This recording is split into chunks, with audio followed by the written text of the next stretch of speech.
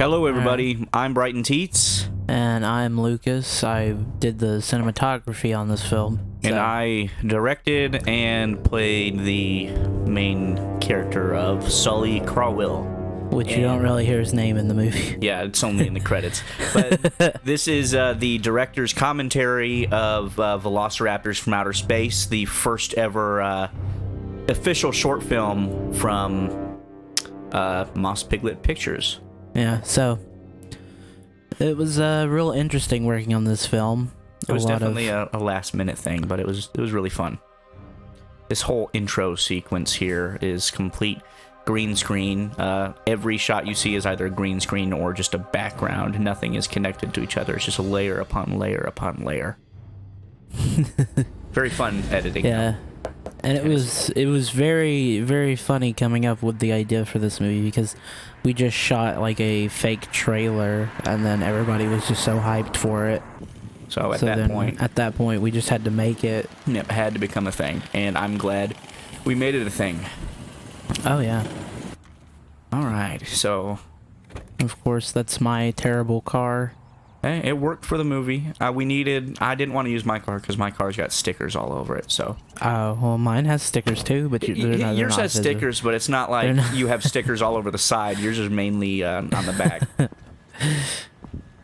Now this shot right here was so painful for me. Yeah, by the end of this shot, like he was out of breath because we were just walking back. He had to walk backwards the entire time. Yeah, it was a long shot. It was like a long single take. Yeah, I think we walked all the way. Like we cut in between it, but we definitely walked like halfway through the park just for this one shot. Oh yeah. Too good. And there's Joe. I love Joe. Oh, Uncle Joe.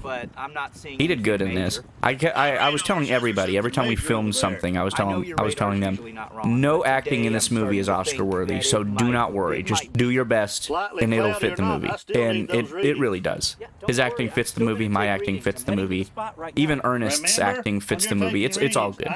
Yeah, it all came together really well. Yeah, and I love, because I just started using Premiere Pro for editing maybe a year or so ago, so I've had to practice a lot, but I think all that practice has really come in clutch for this movie, 100%.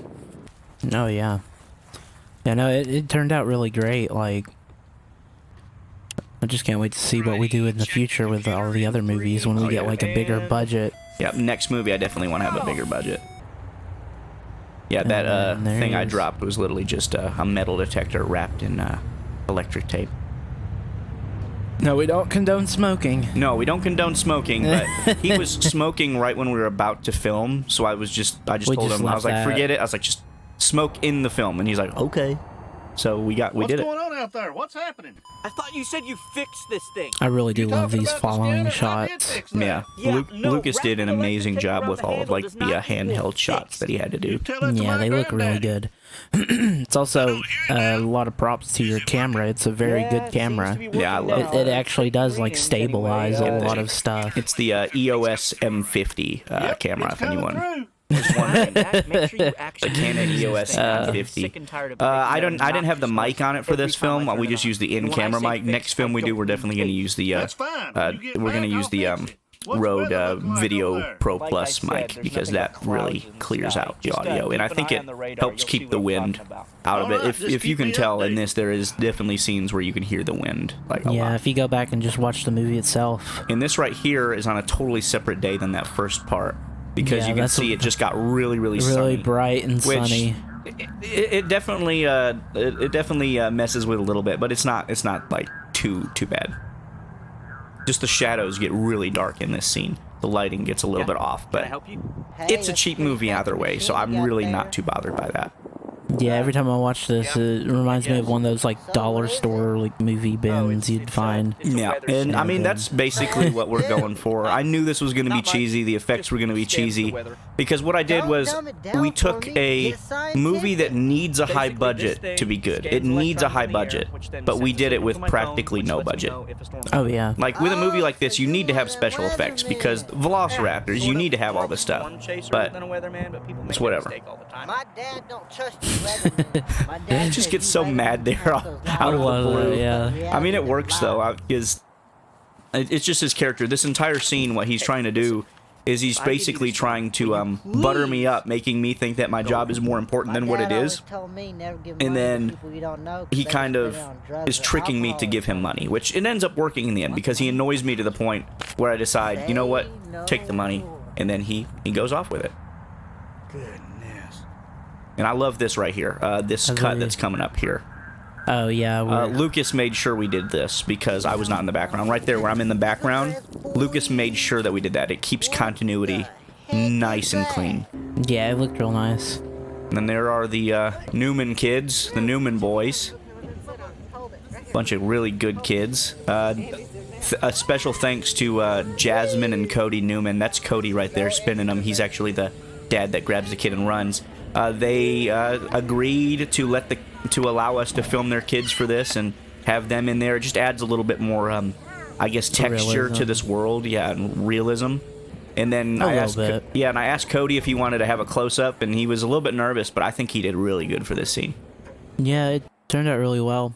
Especially since there are other kids in the background, it really adds to it, to make it seem like the park is more alive and not just like we're on an empty set or something.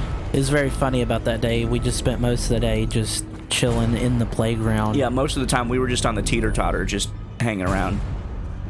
Before we actually got any good shots. Yeah, I like that. I think that explosion turned out pretty good. It's not like, you know, perfect, but I think it looks pretty good. Yep.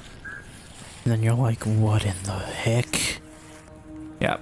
And then there's the run. There was a hobo in this bridge. And I had to do that take where I ran in the bridge over and over and over again, and he was just standing there staring at me. And it was super awkward because I kept slowing down right as I was entering the bridge. And he was just staring at me the entire time. But eventually we got it good. Yeah, we got a good transition shot. I love this right here, where like you hear the raptor in the background and then I turn. It's so nice. And yeah, the smoke effects in here are a little bit cheesy. A little cheesy, but I mean, like I said, that's the entire movie is cheesy. Because I mean, look at that right there. That is, and that right there, that's as cheesy as you can go. Yeah, I had to actually clamp my hands up and down. Yeah, imagine me laying on the ground screaming while Lucas is standing over me with his hands inside of a Velociraptor mask. That's what that was. And that is literally a latex Velociraptor mask. I think it's the one from Jurassic World. It's the blue, the raptor. But we just kind of went close up so you wouldn't be able to tell too much, even though you can still see the blue on. Yeah, and you can see some of it like wibble wobble. Yeah, but it's okay. That's just the quality of this movie. It's a very low budget movie, but with as serious as acting as we could have. I like that shot with walking through the water. And this is one of the first times you actually see a full raptor, but I kind of blurred it out a little bit, so you can't like see any of the major details. Because in reality, in this scene, I cannot see the raptors. It's foggy around me, there's dust everywhere, I can see the shape of them, but my character cannot really see them, so he still does not know what is attacking or what just attacked him. He just knows there's something in the fog that attacked him, and he can hear them, and that's just about it.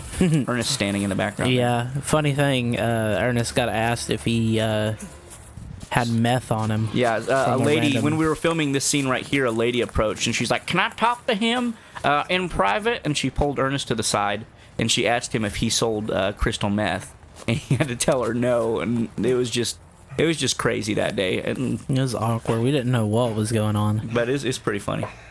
I like that follow shot of you following me to the tree. Another great shot. And my wound scene where there's no cut on my stomach whatsoever. It's just a bunch of blood smeared in my shirt. I like that though. Yeah, nice. I had to do that. Yeah, we kept continuity pretty good. We didn't. Yeah, we kept it as good as we could. There are a few scenes that the continuity kind of goes away, but that's mainly because we had to film this on several days. So certain days we didn't have certain actors, and so it kind of goes back and forth. But we did it best we could. $20 to leave me alone. That is not a reason to risk your life to save someone else's. $20 is $20. And then he's talking to him. Yeah, this is a good scene. I loved this scene. We had to, for this scene, basically what we did was we filmed each of our lines separate. So I'd get up, I'd film my scene, I'd get up, Lucas would have to crouch down, Ernest would get in position, Lucas would film Ernest's scene, he would get up, I'd have to sit back down, and then he'd film my line, and then we'd swap, and then we'd film Ernest's line, and then we'd swap, and then I'd film my line. Just because it's easier to like see them in order, so I know what I'm doing. It probably wasn't the best way to do it, but at the end of the day, I think it worked out pretty well, and the scene turned out pretty nice. And that, you're pretty heavy, big boy. That was actually improv by Ernest the first time, and then when we filmed it again, we had him say it again because we really liked that. Oh yeah, yeah, I remember that. And then when we were filming this, there was a bunch of people around. Yeah, so like, we did our best. Like after the explosion, after the meteor hit, we tried our best to film without people in the background. But you're at a city park, so that's nearly impossible. So there are certain points where they pop up. I think we did it pretty good, though. Yeah, like there's a few points here and there, and here he is. Help And me. there's Good Evan. old Evan. Are you all right? Yeah, Evan messaged me to be in this. He messaged me because I sent him the trailer, and he's like, "Nice." He's like, "I'll watch it." Hey, do you need anybody to get killed by a Velociraptor? Because I'm down. And I told him, "Yes, I do." And then that's where this scene came from. Yeah. So to do that, we had to have Evan lay on a skateboard, and then Lucas just went in the bridge and pulled on his ankles. Sadly, though, that skateboard is now lost because we forgot it when we left the park. Yeah, it was only like a $20 skateboard, so it wasn't that bad. But We'll get him a better one at some point. I mean, I do have a really nice Dr. Eggman one, which is real nice. We got it hanging up on the wall Yeah. in the studio. And here's one of the continuity. Continuity, yeah, this is where the big Because continuity. Ernest was there, and Then he just Ernest is not there. he just just gone. disappeared. And Evan's shirt, Evan's jacket has no blood on it in that part too. Yeah, not yet. And then it'll have blood on it instantly. Yeah. I love how cheesy the continuity errors are.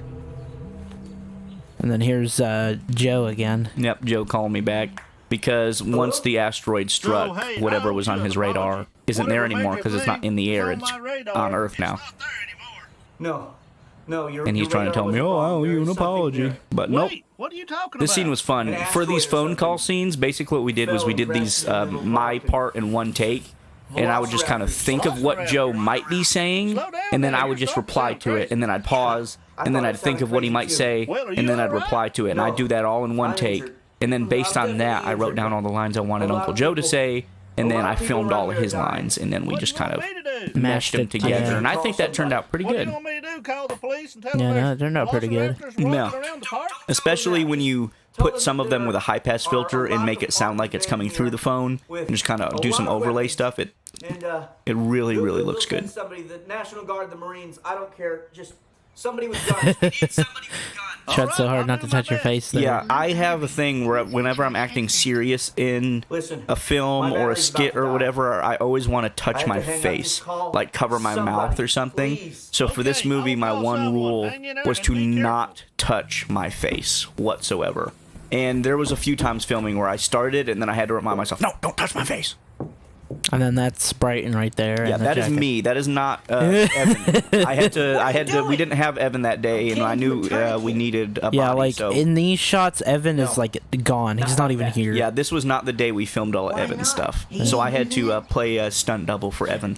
But I think it looked pretty good. Fine. Yeah, Ernest just like reappeared out of nowhere, which is very I just say hilarious. he was gone because he went to go get my stick. That's where he went. Yeah. Maybe. I'm sorry.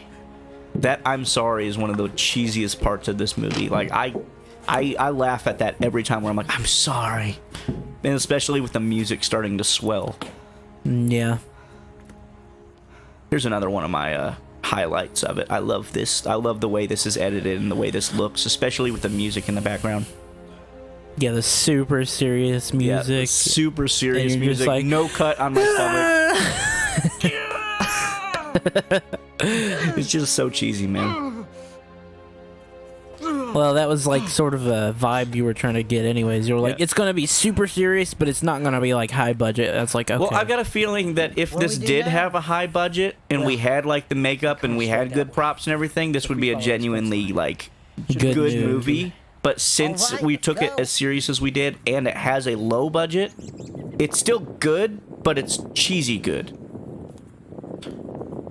Yeah, even that handheld shot looks like decent. Yeah. And I had to look down here to make sure I didn't step on my camera because I was limping, so I wasn't like picking up my feet too much. Right. You just had to make sure you wasn't gonna crush it. Yeah.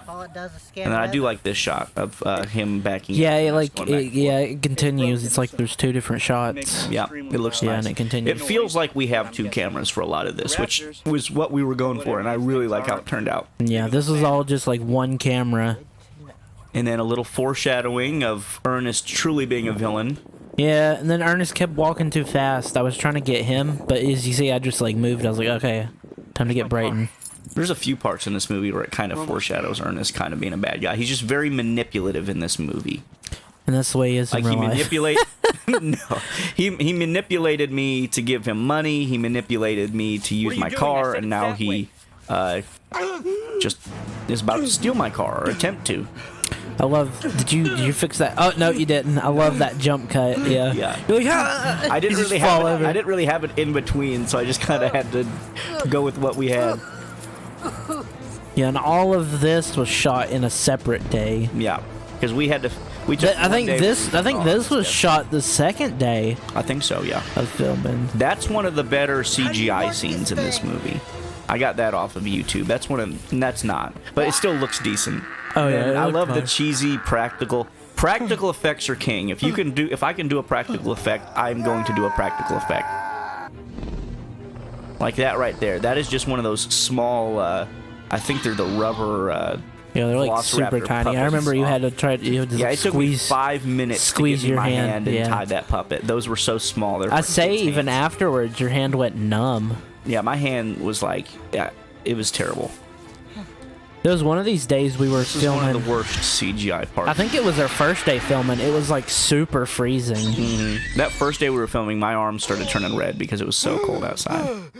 Now this, I really like. I had an idea for this while I was at work, like this shot, and I thought it would look cool, and you did an amazing job capturing it, especially since it's blurry, and then the drip, focus, oh, beautiful. Yeah, it looks nice. And then the raptor even looks nice. We put some of the fake blood on there just to add to it, and I think it looks very, very good.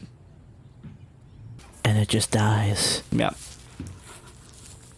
Yeah, there's not too much like backstory No, of if these we do a characters. second one, I think a second one would dive into it a little bit deeper. This one was just because since this is our first short film, this one kind of just showcases what we have the capabilities to do and what we're able to do. Right. And the guitar riff just kicks in just a little bit, and You're a little second off, but and Lucas's original song that he wrote and performed for this. oh yeah, And the music is by something Prod somebody. Prod.xz something. S6ZU Yeah. or something. He's very good. I like. See, the way he did. I'm not a big fan of like this style of music, but the way he recorded it and the way it sounds, it fits the movie. It fits the movie very well because the movie's supposed to be taking itself super seriously. So having like something like this at the end, it's just like super serious, but at the same time, kind of like, you know, cheesy. Well, I wanted to do something kind of Very like Rage Against the Machine or something. Yeah. Very new metal. And I wanted to rap have kind of. Jeff and Chris at the end of the credits because technically they haven't shown up yet. They're about to show up right here in just a second. The ship, yet again, a scene with majority green screen items. Another green screen. I flipped the space in the background because the first time I just didn't change it, so it was the same screen, and Lucas brought that up to me. Yeah, because it looked very off-putting. And the voice But, you're yeah. about to hear right now Talon, report. is Jeff Grimm that I work with. And then this right here is Chris Moriarty. They're here. They're here. Yep. That teases the next one. The next one is going to have an A plot and a B plot. I'm thinking it's going to have my characters and then it's going to have those characters. That's all I can say without giving away too terribly much. But that's what it's going to be. Yep. Sully Crawwell, Brighton Tietz, Evan James, Ernest is Huey Waterbury, Chuck Whaley, Danny Harris. I was pulling names out of nowhere. I didn't know what to name these characters. And since 3 of them are related, they're all just Freeman, Jeff Grimm, Headquarters, Commander Talon, Chris Moriarty. I actually, that name, Commander Talon, came up because when I was filming Chris Moriarty's scenes, he showed me this AI chat thing on his computer. And he was like, just watch this. And he typed in names for a character from Velociraptors from Outer Space. And it gave a list of names, and one of them was Commander Talon. So I told him to pick one that he liked, and that can be his character's name, and he picked Commander Talon, so that's what we went with, and I really like it. It was a very good AI. I had a full convo with it, trying to come up with some ideas for the next one, and I think we're ready for it. Yeah, I think AI should make the next film. That would be interesting. Have a YouTube title be like, this film is AI generated. That would be interesting. Yep, and I had to put the don't smoke, smoking kills, because like we said, we don't condone smoking, but Ernest wanted to smoke, so we allowed it, and plus it adds a little bit more realism to it, so it works, you know? Okay. But anyway, thank you guys for watching this. We had a blast making this movie. We had a blast filming it. And you had a blast doing your stuff. Yeah, basically. I had a blast hyping it up all the way up until the release. I'm glad you guys enjoyed it. This is actually being filmed and recorded before the movie's release, so I'm hoping that the movie had a good release. But either way, thank you guys for doing everything that you guys do, and have a wonderful rest of your day. Yeah. Peace out. See you later.